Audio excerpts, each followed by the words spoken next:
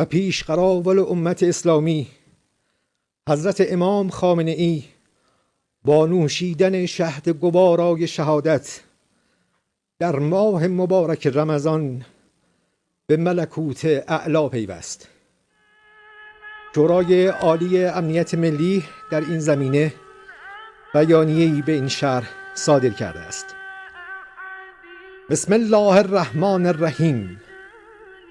روح بلند پیشوای ملت بزرگ ایران و آزادی خواهان جهان و امت اسلامی حضرت امام خامنه ای قدس الله نفسه الزکیه به ملکوت اعلی پیوست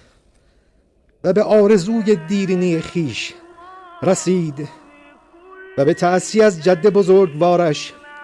امام علی صلوات الله علیه و سلامه علیهما در ماه مبارک رمضان با سر دادن ندای آسمانی فست و به رب الکعبه به ساحت مقدس الهی واصل گردید و شهد گوارای شهادت را در این ماه مبارک نوش نمود.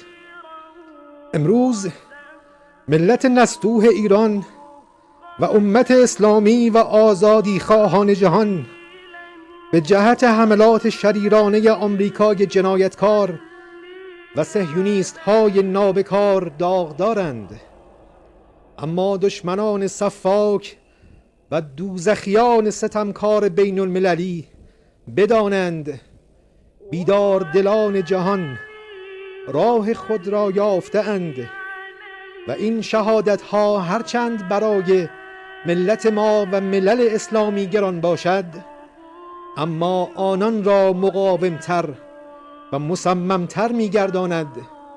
و بی تردید شهادت آن شخصیت عظیم الشأن آغازگر خیزشی عظیم